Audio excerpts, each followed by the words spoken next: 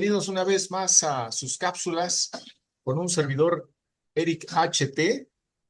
Y bueno, pues déjenme decirles que estoy muy emocionado esta tarde porque, caray, ¿cómo explicarlo? Tengo yo un invitado súper especial que ahorita voy a dar presentación y es nada menos y nada más que el ingeniero Gustavo.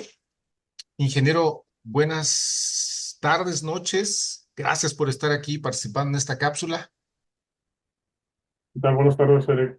José, muchas gracias por dedicar este tiempo muy valioso de ustedes a esta presentación. José, buenas Mucho noches. gusto en conocerlos. Gracias. Buenas noches, un honor estar aquí contigo y con el ingeniero. Muchas gracias, muy amables. Pues Gracias. a dar inicio al programa. Pues bueno, voy a hacer un breviario, nada más de quién tenemos del otro lado de las cámaras. Es nada más y nada menos que el ingeniero. Pues el ingeniero está especializado en telecomunicaciones, si no tengo mal entendido esto. Y la verdad es que está con nosotros, pues, un profesional en lo referente al mundo del audio, ya con más de 30 años de experiencia colaborando en proyectos. Eh, Platicaba con él anteriormente, pues él cuenta con un amplio, este, cuenta con una amplio conocimiento en el tema de Dolby Atmos y es que justamente es lo que vamos a tocar esta tarde en este tema tan interesante que nos ha pues aquejado mucho, nos ha dado muchas dudas a través de las cápsulas que he hecho con mi buen amigo José Flores, que siempre me acompaña también en estos temas. Y bueno, pues aquí por aquí puedo ver que Gustavo, pues has tenido entrevistas con Francisco del Pozo, con Pedro Díaz Cosme, ahorita nos vas a explicar quiénes son ellos, con el ingeniero Marín, Macín, ¿no? El ingeniero Gerardo Macín. Es Eh, correcto. eh, bueno, pues nuestro querido invitado de hoy es administrador de nada menos y nada más que un grupo muy reconocido en el mundo del audio, nosotros, de ahí del Facebook, y es administrador de un grupo que se llama Audiófilos y Melómanos de Monterrey. De hecho, el grupo pues es de nuestro querido amigo Gustavo. Gustavo, pues te cedo la palabra para que nos platiques un poquito de ti y ahorita vamos a tocar unos temas muy buenos. Gracias. Pues mira, yo no puedo decir que sepa.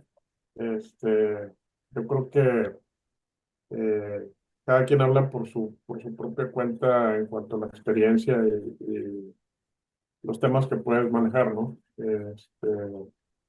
Hay personalidades que conozco por ahí que realmente tienen una gran experiencia y sí saben mucho más de audio que yo, y les he aprendido yo mucho a ellos. Y sí, como comentabas, yo empecé en mi carrera profesional hace aproximadamente 25 años en la parte de ingeniería de telecomunicaciones, el manejo de plataformas para la parte de telefonía y de internet. Y sigo desarrollándome en eso, sigo trabajando en eso, de hecho a eso me dedico. Pero como el background que tengo sobre el audio es un poquito antes. Yo empecé desde muy joven en los foros del mundo del audio de alta fidelidad para casa y un poquito de la parte pro para estudio y un poquito de la parte pro para Public Address, o sea, equipos de audio enfocados a amplificación de público masivo, ¿no? Conciertos y todo eso, ¿no? Anduve haciendo mis pininos ahí en Ciudad Victoria, Tamaulipas, yo soy originario de allá, con grupos musicales, abriendo conciertos en la localidad de algunos artistas que se presentaban en aquel entonces. Y pues también inicié en el mundo del audio profesional para la parte de estudios colaborando con exalumnos de mi papá que tenían,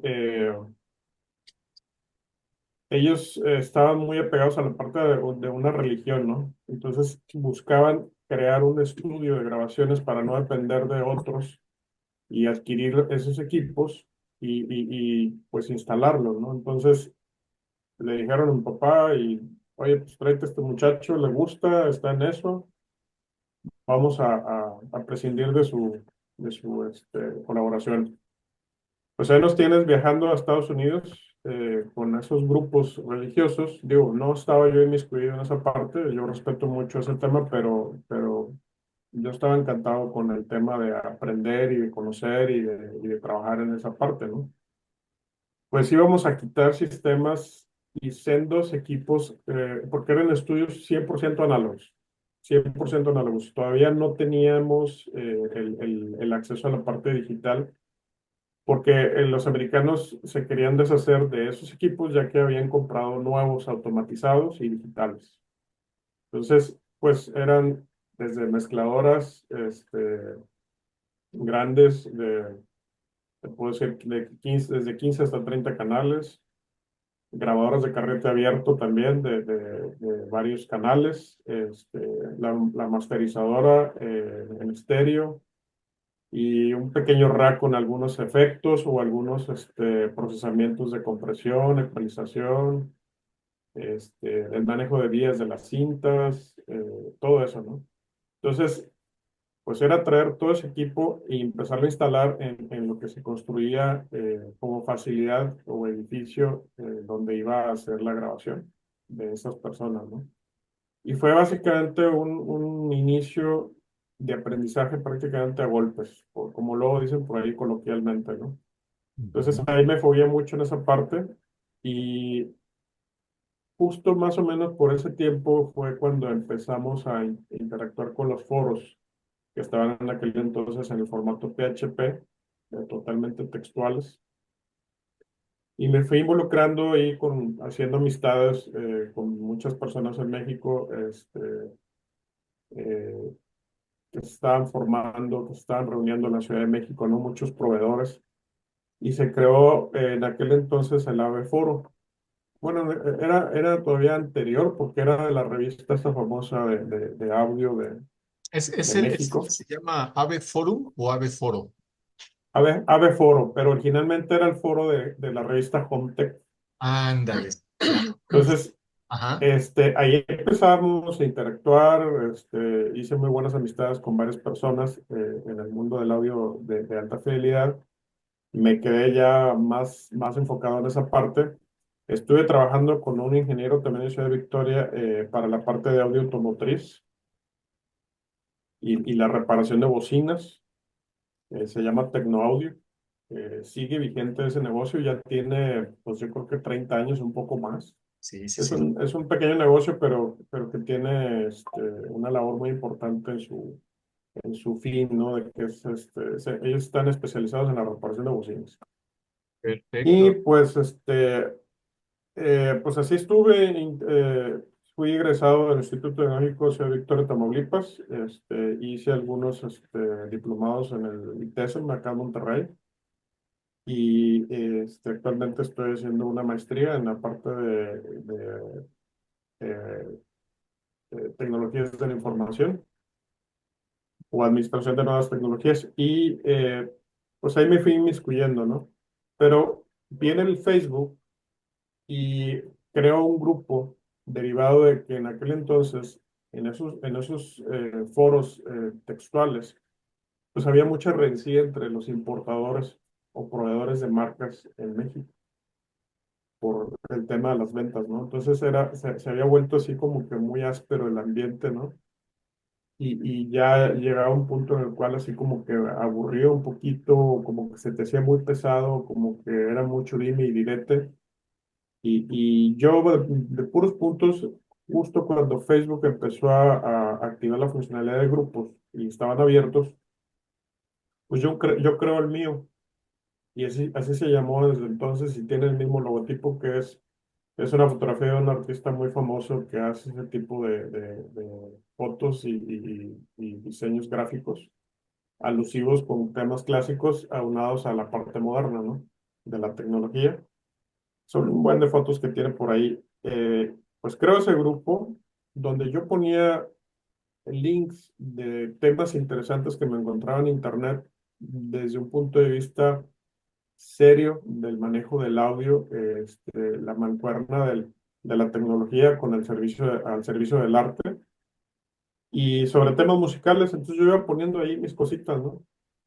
Pues da la sorpresa que empiezan a agregarse personas y más personas y más personas. Y resulta que ya tenía yo más gente que esos foros, como seguidores que esos foros en PHP. Y Ujú. después de ese foro que te digo originalmente del Comtech, se divide en otro que se llama Ave Foro y pues no lo puedo decir de una manera presuntuosa, pero creo que el mío fue el primero en el Facebook en México. Entonces ahí empecé a interactuar. Antes yo viajaba mucho al extranjero por temas de mi trabajo, por entrenamiento. No era irse de vacaciones, era hacer CBTs de cursos de entrenamiento acá en México y una vez que los pasabas, te mandaban al extranjero en diversas compañías proveedoras tecnológicas para hacer ese curso presencial y presentar los exámenes. Entonces aprovechaba yo en esos viajes que normalmente eran a final de año, pues a irme a expos y a tiendas, conocer muchos lugares en aquellos años, ¿no? Que estaban las vacas gordas donde te daban hasta para rentar carro, ¿no? En las empresas porque estaban comprometidas en ese sentido con los empleados. Ahora ya es diferente por cómo ha manejado el Internet en la evolución de todo eso, ¿no? Y pues así empecé. Y aquí estoy. Después se empezaron a salir más grupos, interactuando con ellos. Fíjate que no me he decantado mucho a ser un tipo de youtuber, aunque sí tengo mi canal en YouTube porque empecé a hacer grabaciones binaurales de todos los videos que ibas realizando sobre pequeñas pruebas, algunas sesiones de escucha y también en algunos eventos de expos de audio. Algunos Facebook los fue bloqueando, ¿verdad? Obviamente por el tema de la música, ¿no? Los copyrights, pero otros ahí están y es lo que he venido realizando. Últimamente no he querido hacer un canal que tenga un seguimiento como youtuber porque la verdad estoy así como que con el paradigma de cómo le hacen muchos eh, youtubers para tener los equipos y hacer una revisión de ellos y hacer los videos, ¿no? Entonces, realmente no me he incursionado mucho por ese lado, pero pues ahí estoy como quiera, he interactuado con las personas que ya mencionaste, entre otros. Acá en Pues, Monterrey, ¿mm? te comento, está un ingeniero que tuvo una escuela de producción de audio, reconocida por la SEP, salías con título de ingeniero, pero él tiene un doctorado en acústica en el MIT de Massachusetts y su mentor fue nada más y nada menos que Amal Bosé. Ok. Entonces, pues es una persona que es un libro abierto. También nos acompañaba en esos foros en PHP en aquel entonces, porque tiene un sentido pedagógico muy bueno, o sea, te explica y te enseña de una manera muy concisa y muy comprensible. Es una persona que no es presuntuosa del conocimiento que tiene, pero realmente sabe mucho. Y con él he estado trabajando y he estado aprendiendo mucho, he estado estudiando, y eso es maravilloso porque en su laboratorio acá que tiene en Monterrey, hace cuenta que es un Disneylandia de equipos, Estamos de, hablando de, de, del ingeniero de Santiago mediciones. Rodríguez. Sí, el ingeniero Santiago Salinas, Es tu mentor, ¿no? Me comentabas. sí, él fue el ingeniero, que bueno, con todo respeto, ya mencionamos aquí su nombre. Él fue el ingeniero que instaló y diseñó el sistema de audio del primer cine Omnimax, IMAX en Latinoamérica. Ni siquiera en la Ciudad de México había uno, hace aproximadamente 45 o poco más de años, Ok. en el Planetario Alfa. Entonces era el cine con la pantalla cóncava y con el sistema de audio, ¿no? Ese sistema lo rescata un amigo, porque ese edificio ya se demolió, ya lo tumbaron. Era un centro cultural muy bonito, por temas modernos de cuestiones económicas, pues decidieron hacer edificios departamentales de mucho lujo ahí, ¿no? En San Pedro Garza García.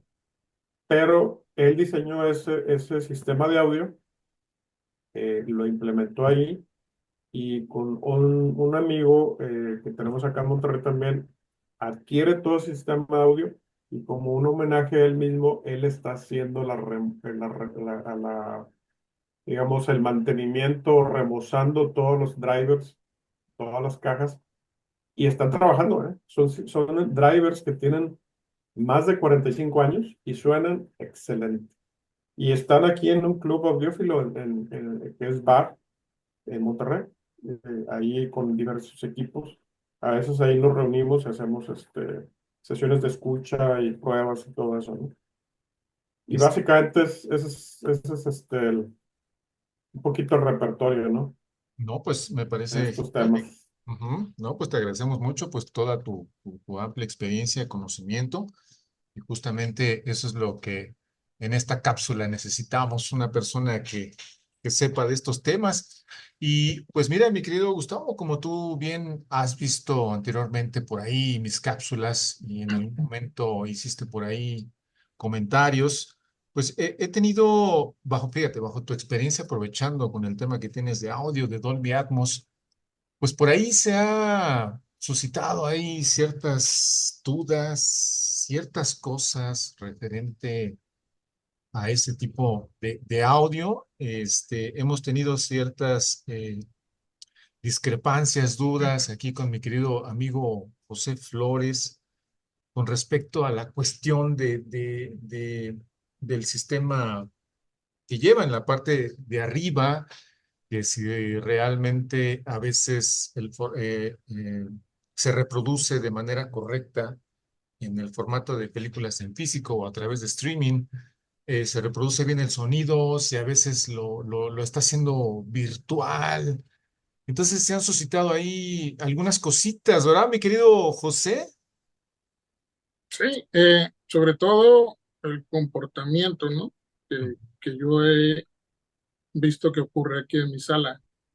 Pero una pregunta que yo quisiera hacerle al ingeniero, ¿cuál es la diferencia de una grabación binaural a una monaural? Y tengo un par de preguntas más, pero me gustaría saber sobre eso. Pues mira, históricamente lo que se sabe de las grabaciones monoaurales es que pues se manejaba solamente un canal. Y precisamente cuando tú tienes, supongamos esta pluma es el micrófono, ¿no? La captura del sonido en ese micrófono, la manera en la cual le llega el sonido en cierta fase, de acuerdo a la fuente que es el instrumento, o las diferentes fuentes, y cómo interactúa acústicamente con todo el lugar, pues genera una reminiscencia de, entre comillas, cierto posicionamiento o la manera de ubicar de dónde viene el sonido, pero de una manera muy, digamos, ¿Precisa? eh, no tan precisa o no con tanta efectividad, ¿no? De hecho, bueno, Pedro Díaz Come, él prefiere escuchar sus discos de vinil monoaurales con una sola bocina, no con dos. Entonces, realmente las grabaciones binaurales pues tendían a ser muy minimalistas en aquel entonces porque no había tanta cosa de efectos, no había tanta cosa de mezclar pues es una experiencia grata, ¿no? También porque, que se vive. Solamente por el tema de decir monaural, pues no estamos hablando nada más de la captura del sonido, sino de que pues se usaba un solo canal para la reproducción del mismo. Ahora, el binaural utiliza dos canales, pero no es estéreo. No hay una estereofonía ahí porque el estéreo pues es un arreglo distinto, virtual, digámoslo, o creado por el mismo productor. Y aquí el tema es que si yo tengo una fuente de sonido enfrente de mí, que no está exactamente en medio, está hacia un lado y a cierta distancia, pues hay una diferencia de tiempo en la cual el sonido le llega a un oído y a otro. Y tiene que ver la morfología de tu cara. Eh, y esa morfología interactúa con la fase en la cual le llega el sonido o las ondas sonoras a los oídos. Inclusive también nuestra oreja denota un patrón de respuesta a la escucha. Entonces, no todos oímos exacta y precisamente igual. Escuchamos con ciertas diferencias, ¿no? Entonces, de hecho, las grabaciones binaurales que yo hago, pues tienen el patrón de mi cara. Ustedes se lo van a poner en los audífonos y van a escuchar, pues, a como yo de cierto modo escucho, ¿no? Pues estoy narizón, estoy cachetón, tengo la cara muy grande. Y esas medidas, el cerebro tiene la capacidad de poder interpretar esas diferencias, inclusive interactuando con el sonido que emana la fuente, que podríamos decir que es un instrumento, de manera directa, cómo llega primero acá, porque está de este lado más pegado, por así decirlo, y cómo llega después acá. Hay una diferencia de tiempo. A eso le llaman el efecto Haas. Ese efecto, pues tiene el nombre del científico que lo descubrió y lo midió. ¿Cuánta es la diferencia mínima que puede percibir el cerebro de acuerdo a las proporciones de nuestra cabeza, ¿sí? De nuestra cara? Y también la fase de esa fuente de sonido, de acuerdo a la interacción acústica del lugar donde está, el viento que corre entre esa fuente de sonido y tus oídos, y la parte de la altura del suelo hacia arriba, porque por ejemplo nosotros tenemos la capacidad de que estamos, por así decirlo, en la calle y podemos percibir el sonido de un jet que está pasando arriba de nosotros. A lo mejor inclusive, pues no muy bajito, sino con una cierta altura considerable, ¿no? Y cómo te das cuenta que el cerebro o cómo el cerebro interactúa o mecaniza todo eso para que nosotros percibamos que el sonido viene de allá arriba y que aparte de venir arriba, pues lleva una trayectoria, un movimiento. Entonces, todas esas correlaciones, nuestro cerebro tiene la capacidad de interactuar o de mecanizarlo y darnos ese sentido de ubicación del sonido, ¿no? Otra cosa muy importante que tenemos que tomar en cuenta es que nuestro sentido de la escucha está diseñado primordialmente para el tema de el equilibrio que podemos tener de nuestro cuerpo al estar de pie, al hacer los movimientos, la comunicación y como un sensor de aviso al peligro. Entonces, usualmente por ahí se comenta que una oreja y la otra no son iguales, o los oídos en sí no son iguales. Nosotros siempre estamos acostumbrados a poner dos bocinas iguales en estéreo, pero nuestros dos oídos no son 100% iguales, porque uno está más enfocado a la parte del habla, la comunicación, y otro a la parte de la alerta de un tema de peligro, ¿no? Entonces, eso es parte de lo que es eh, pues la naturaleza de nuestra escucha, ¿no? Mucha gente también dice, y hay un debate al respecto que yo he tenido con algunas personas que dicen que nuestros oídos son análogos, pero no son análogos, Se son rumora. naturales. Son naturales. ¿Por qué? Porque para decir que es análogo es que hay una transducción de la señal de un medio a otro. Y aquí eh, es sonido que está en el ambiente, en el aire, lo percibe nuestro tímpano o vibra nuestro tímpano a ese sonido. Y ese sonido pues está expresado en el medio ambiente físico, ¿no? Natural. No hay un medio electrónico, no hay un medio eléctrico, no hay un medio de otro tipo de comunicación acústica. Está el sonido, son variaciones de presión en el aire es el gas donde se transmite el sonido, usualmente donde lo podemos escuchar o lo escuchamos. Y entonces ya internamente interactúa nuestros múltiples sensores que tienen el oído medio y el oído interno y se convierten a cierta eh, similitud en impulsos eléctricos que van hacia nuestro cerebro, ya en el sistema nervioso, ¿no? Conectado con el nervio vago y todo lo demás. Entonces, si le vemos un poquito de lógica a eso, pues no es análogo el oído. Es un elemento biológico natural, ¿No? ¿sí? Dada esta explicación que estás dando, pues sí, ya se puede uno poner en otra perspectiva, en otro programa. Sí, o sea, el tema es que, bueno, pues es muy fácil y muy lógico pensar que es análogo porque pues, escuchamos un sonido que no tiene ¿cómo puedo explicarlo? No tiene una correlación con otro tipo de señales que no entendemos. Pero en realidad estamos detectando con nuestro tímpano esas variaciones de presión en el medio elástico que es el aire, y internamente pues ya el oído está convirtiendo esas variaciones de presión o esas señales continuas en el tiempo, por eso también se confunde si dice que es análogo, porque es una función continua, no Y hay interrupciones. Entonces, esto se convierte ya ciertas señales o pulsaciones eléctricas nerviosas, ¿no? esto supongo, Realmente. querido Gustavo, supongo que esto igual a veces también, quizás dependiendo, pues no sé, ya sea de la naturaleza, el cuidado del oído, lo que tengamos, pudiera variar mucho a veces cuando nosotros instalamos nuestros sistemas completos, multicanal, tridimensional, que pues ponemos todo el sonido envolvente. ¿Puede haber confusiones por esa problemática, se podría decir? Sí, pero fíjate, algo muy importante que muchas personas no toman en cuenta es que, como en este tema, la ciencia ha estado al servicio del arte, Ujú. desde que inclusive no existían este tipo de cosas de medios para el entretenimiento, sino que en los albores donde se creaba la música, pues era simplemente tener el músico enfrente de ti y expectar el evento, ¿no? De su ejecución musical y listo, ¿no? Ujú. Pero ¿cómo Bach?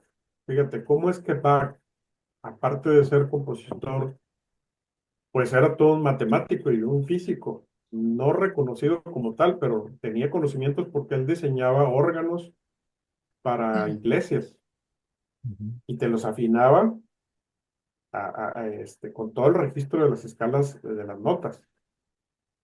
Y él creó, por ejemplo, el concepto de temperamento.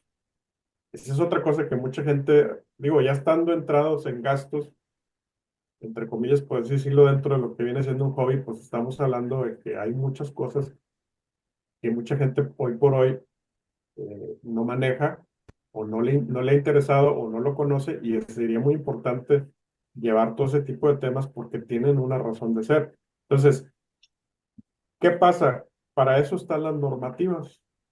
En la evolución de todo esto, este tipo de cosas, así como en aquel entonces, pues alguien diseñaba un instrumento y decía, bueno, este instrumento tiene este timbre y va a abarcar estas octavas, estas notas, nada más. No me voy a salir y voy a crear otro más grande, similar, y va a abarcar más notas hacia abajo. Y así se fueron diseñando, pero había una norma, no estaba normado, no estaba institucionalizado, pero había todo ese tipo de escritos, ¿no? Todos esos libros estaban eh, pues diseñados para crear esas herramientas o instrumentos musicales. Pero ya en la parte moderna, todo eso se empezó a normativizar, ¿sí? Entonces, para no estar con dudas, es bueno evocarnos a ese tipo de normas, porque ese tipo de normas pues ya están probadas, comprobadas y establecidas. Y existen varios organismos que las manejan, ¿no? Una de ellas pues está la AES, que es la Asociación Americana de audio. Está la japonesa y está la europea. Y yo creo que por ahí los chinos ya quieren crear la suya propia, ¿no? Pero casi todos andan más o menos en los mismos términos, ¿no? Entonces, cuando tú instalas un sistema de audio, ya sea para estéreo, para un home theater o para un cine comercial, inclusive para un estudio, pues nos vamos a ese a ese tipo de normativas, ¿no? Y hay una cierta, digamos, hegemonía entre todos los dispositivos que vas a manejar y tu producto que vas a crear. Aunque por ahí hay un dicho que dicen, oye, pues ¿cuántas marcas de monitores para masterización existen de estudios? No sé, 50 marcas. Todas dicen que son referencia, pero ¿Referencia? todas suenan diferente. Ah, Todas tienen algo de diferencia. O sea, tienen una tendencia de su curva a ser plana, pero no suenan igual. Entonces, pues, ¿quién tiene la razón? Pero aún así, este, para buscar no disparatar el tema del ambiente de la técnica del audio y que todos estemos en el mismo tenor, por así decirlo, pues nos basamos en las normativas. perfecto, mi querido Gustavo. Pues desafortunadamente este tema del Zoom es como muy corto, pero vamos a tener que realizar otras cápsulas más, si es que tu tiempo nos lo permite, mi querido Gustavo. Pero antes, todavía nos quedan por ahí unos 5 minutitos. Me gustaría que nuestro querido amigo José te formulara la otra pregunta pendiente. ¿Te parece bien? Claro que sí, digo, discúlpame, José, no sé si contesté a tu duda o a tus dos preguntas Sí, anteriores. de hecho, Humildemente, ¿verdad? Pues hago esa aportación. Gracias. de hecho, sí la contestó y tengo algo más. Mire, yo soy una persona que me gusta entender hasta cierto punto lo que estoy haciendo. Eh, Desafortunadamente, del lado del consumidor, estamos expuestos a encontrar mucha información que es errónea. Ujú. Pero quiero aprovechar que usted está aquí ahorita y quiero que me saque de dudas, porque en base a eso sí quisiera yo seguir con lo que era la intención de nosotros sobre los formatos. Ujú. Pero tengo una pregunta más. ¿Qué son las reflexiones en el audio? Y si en una grabación monaural puede haber reflexiones en 3D o solamente en binaural. No, de hecho, en monaural también se pueden dar, pero como les decía en un principio, son en muy baja calidad o se puede apreciar de una manera muy reminiscente, muy pequeñito, ¿no? Entonces, por eso ya después surge el estéreo. ¿Por qué? Porque hay varios temas ahí interesantes que quisiera contar al respecto para responder a tu pregunta. Pues bueno, una reflexión, ok, tienes tu fuente de sonido y lo que nos da una coherencia de dónde estamos y ubicados en nuestro cerebro es precisamente el entorno y la acústica y cómo es que esa energía que emanó ese instrumento o esa fuente de sonido pues empezó a reflejarse en todas las eh, formas del recinto. En algunos casos, por ahí erróneamente le llaman que hay algunos materiales que absorben. No se absorbe nada. Se hace una, digamos, transducción del sonido en que tiene un coeficiente se le dice entre comillas, coloquialmente absorción, pero en sí es que es esa energía que incide en ese material, pues se convierte en calor. Pero no es que yo diga se absorbe como si yo agarrara una esponja y la pongo en agua y absorbe el agua. No, el sonido no trabaja así, con todas las demás paredes del recinto, ¿no? Entonces, sí, en monaural podrías capturar esa firma acústica, pero muy reminiscente, muy pequeñito. Nos vamos al estéreo. Con el estéreo podemos tener un poquito más de esa coherencia. Pero resulta que el estéreo es algo creado. Existen grabaciones que son minimalistas, que nada más hay dos micrófonos, se hace un estudio acústico, se colocan los micrófonos especializados para ese tipo de aplicación. No crean que yo me sé de memoria todo este tipo de cosas, ¿no? Son temas ahí, hay muchas cosas que se me han olvidado. Pero, por ejemplo, están las de el ingeniero Garfunkel, se llama él, no recuerdo cómo su primer nombre, es el dueño de MA Recordings, que de hecho se presentan aquí en México en la CONSAM, Ah, muy bien. lleva sus trabajos. Él hace ese tipo de grabaciones minimalistas. Él customizó dos micrófonos, hace un estudio acústico, dice, me gusta, aquí se va a grabar. Anda buscando talentos de músicos en muchas partes del mundo. eh, Hace la sesión y graba, y inclusive sus micrófonos los preamplificadores de sus micrófonos están energizados con pilas Duracell para que no haya ruido otros tipos de fuentes que existen, ¿no? Conectadas a la energía eléctrica. Interesante. Entonces, sus grabaciones son minimalistas. Y ahí se captura, pero ahí se crea una estereofonía sin mezcla o sin ecualización. Él presume de eso. Quizás en alguna que otra, pues sí le haya hecho ahí unos retoques, un cambiecito de fase por aquí, por acá. Pero cuando tú tienes una música muy producida, usaste varios canales, metiste diferentes efectos, le diste una forma a la presentación de esa música con esa imagen estereofónica, pues es una creación virtual. Entonces Anda. todo el mundo queremos escuchar, pues es que es como si se escuchara en vivo. Pues no, porque realmente eso no existe. Entonces hay veces que se nos cae la ilusión, precisamente, entonces se trata de la ilusión de veritas. Cuando tú escuchas una música muy producida donde crearon una imagen estereofónica virtual, que cuando vas a ver el artista, pues suena totalmente distinto, por más que le quieran hacer la aproximación de igualarla como salió del estudio, ¿no? Y realmente no es así.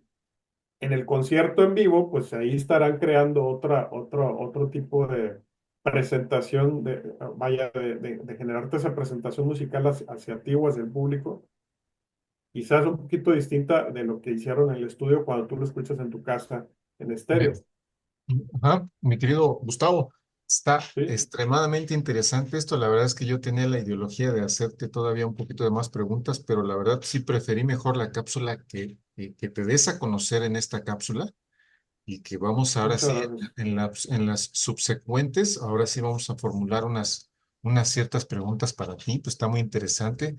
Te agradezco mucho el tiempo, Gustavo, mi querido José Flores, No, muchas al gracias. contrario, gracias a ustedes. Tenemos pendiente, no una, tenemos pendiente, si nos lo permites, unas cápsulas.